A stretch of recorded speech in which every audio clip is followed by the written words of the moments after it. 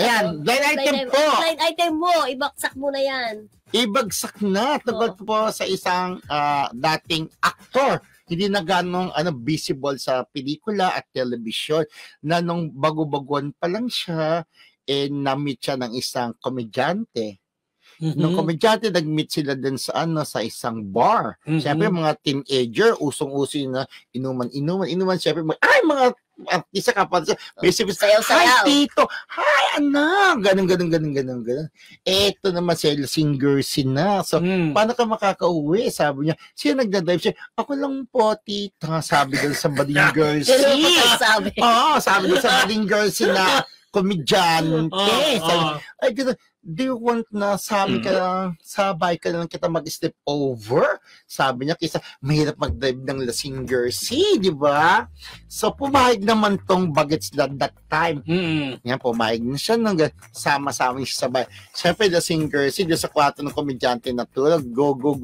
Siyempre, ibig sabihin, meron na umikot sa imahinasyon nitong komedyanteng Bading Jersey. Okay. Na once na natulog sa kanya yung bagets, ay chorbanes na! As in nagchorbahan? Hindi natuloy friendship ang chorbanes kasi syempre, Bading Jersey na matutulog na sa mahiga-higaan na hubad-hubad na nang. Syempre, pag maghiga ka, alang nakasapatos ka, di ba? Correct. May ay tanggal ng sapatos, pag tanggal sa, ay! May daga ba sa kwarto ko? So, mabaho ang paa? Yes, sa military. Sa mga kumakain po dyan, late evening, pasintabi po. Baka meron po late dinner. Sabi niya, ay, may daga ba dito sa kwarto? Ay, bakit amoy daga? Sumigaw ang komedyante. Hindi ba ka na-acting mo? Take two. Ay, amoy daga sa kwarto. May daga ba dito? Bading Girls, ay, sa Kristo! Ano yun? Sabi, ay, siyempre, nagtaka siya ganun. Siyempre, naloka-loka yung bang, bakit po, tita? Ewan ko, may daga. Ang linis-linis ng kwarto, ang bango-bango. Bakit ngayon, may daga? Sabi ng gano'n. Kailangan ng beautiful spray. Di ba may pag-spray sa kilikili? Yung Spawn.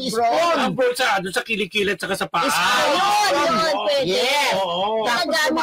Hindi naman kailangan mabaho, pero pwedeng gamitin yung kahit hindi mabaho yun. Para ano yun? Ginagamit ko yun sa inaanak mo. Oo, sa paan niya. Nung mag-birthday na delicates kami dyan. Nung mag-birthday sa October at kasama kayo sa ayoko ng 13 blue. Blue, damit ko lang blue. Kailan ba yan? Blue, October. Layo-layo parang pa naman. pag-ikunan nyo na yung 1,000, no? Parang mag-abroad na ko. Yung lang. Naka-blue na ako. Ngayon, pagkatapos ng ganun. Ang ito siya, friend, yung bro. Ayan, yung sinasabi ko. Hindi ko buksan, yan. Correct. Ito talaga, pwede, gamiting deodorant, pwede sa mga nagpapawis at saka nagpapawis na pa. Napaka-effective niya, friend. Correct. Pang-protection mo sa pero at that time, wala pang ganyan. Wala pa. Wala pang ganyan. Ay, ito effective talaga, friend. Ewan ko lang ngayon kung mabango na yung alits niya. Tapos? Paano sabi mo rin ang bading? Parang hindi ko na matake kasi hindi na normal, hindi na natural. Ay, gano'n. So ngayon pagkatapos ng gano'n, sabi nga, so ang ending, nagubad-ubad sabi niya gano'n, ay pasensya ka na, hindi pa lang ako sanay matulog ng may katabi. Sabing gano'n, pwede doon ka na sa isang kwarto, guest room!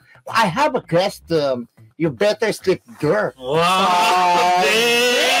Then, ay, okay lang. Sige, wag ka na ulit mag-medyas, diretso ka na. Ito yung guest mo, doon ka na. Pasensya ka na ha, kasi hindi ako makatulog ng may katabi. So, ang reason talaga, because yung nangamoy daga ang kanyang kwarto. Pero may spray ang lola mo.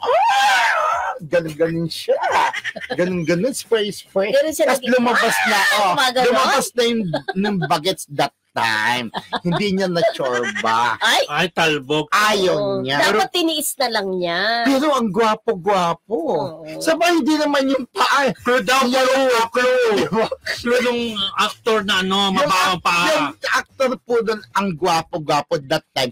Pero ngayon ang gwapo pa rin. Pero meron na siyang anak. May isa ng anak. At hindi na siya visible sa pelikula at television. Hindi na siya napapanood. Ang pangalan niya ay marami siyang kapangalan na lalaki. Di ba? Makiwala kayo dyan, ha? Makiwala po kasi tinutukoy namin na ngayon pwede na visible sa pelikula at television pero napakahusay na aktor. Yun. Pero yun nga, Bochina ang Jaa. Yun. Oo.